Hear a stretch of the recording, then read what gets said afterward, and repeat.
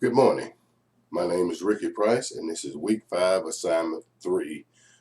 And we are discussing now, I will be discussing persuasive speech on information technology.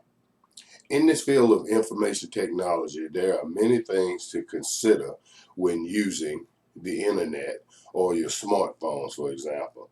There are criminals out there, which is known as cybercrime, that's always trying to steal your information. But I specifically want to focus on how to protect yourself by using good cyber security measures to help or prevent these criminals from accessing your computers or smartphones to steal your personal information.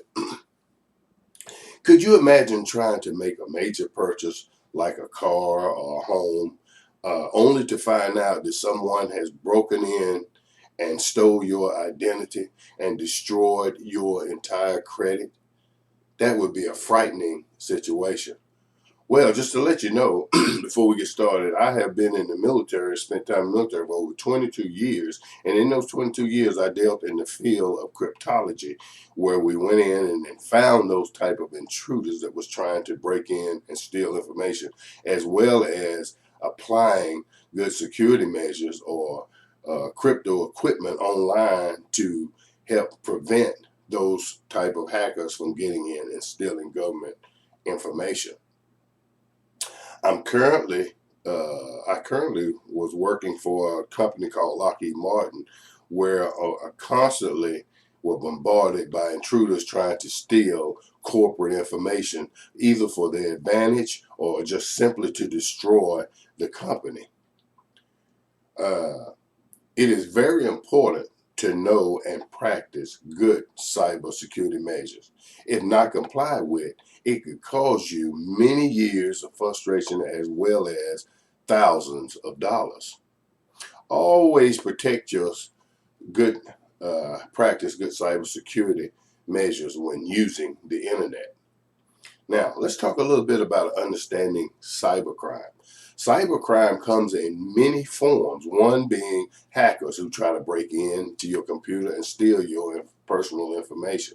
We also have those that are called stalkers. And what cyber stalkers is, it's a kind of cyber harassment where people come online and they harass you constantly. You also have identity theft, which we discussed earlier. We have malicious software that they can put on your computers, as well as, and very importantly, child soliciting. Now, just a few examples of some crimes that's been committed to both our federal government and against the corporate world. I'd like to give you some examples. One, according to an article taken from CBS News dated July the 21st, John Yang stated that hackers commandeered over 200,000 computer servers to worldwide to attack the White House website. And in that week, the World Federation of Exchanges in our corporate world reported in July of 2013 that half of the 46 exchanges it surveyed had been victims of cyber attacks in the previous year. Now, another thing I want to point out, secondly, I want to point out about practicing good cyber security. And this is done by use of password protecting our personal information, emails, as well as financial information.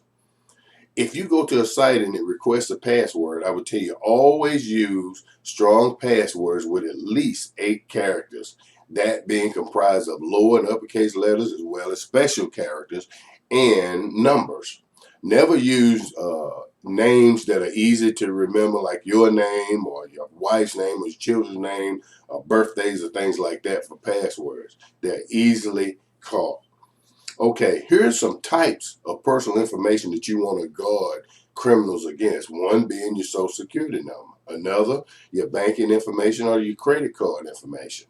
Now, when you are making purchases online or you're doing your banking transactions, always look for a website that has in your address bar, there's some letters at the beginning of an address, and I will show you for an example. It starts off with HTTP, if you can see that. HTTP is an unsecure website, which is very dangerous when you to put your information on. You never want to put it on a site like that.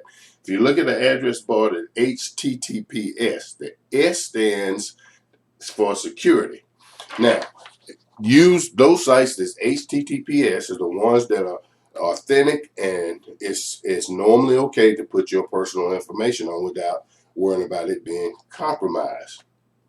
Now, there are some very good software protection software that's out there available to you, like AVG, uh, Norton Antivirus, as well as McAfee. These are some great softwares to use to help protect your computer against intruders. Now, the cost of these things range anywhere from, this software range anywhere from $30 upwards to $100+, depending on the type of security that you want and how many machines you want to secure.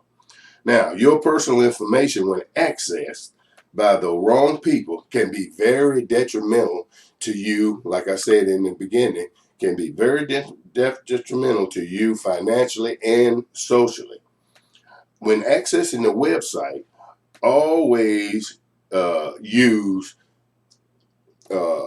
those, like I said, those websites is HTTPS. You have to do these things, take action on what I have given you, and you will be able to help prevent the fight against personal cyber attacks. I thank you for your time, and I hope that you will take what I have given you and use it to help protect yourself against those that would try to steal your very valuable information. Thank you.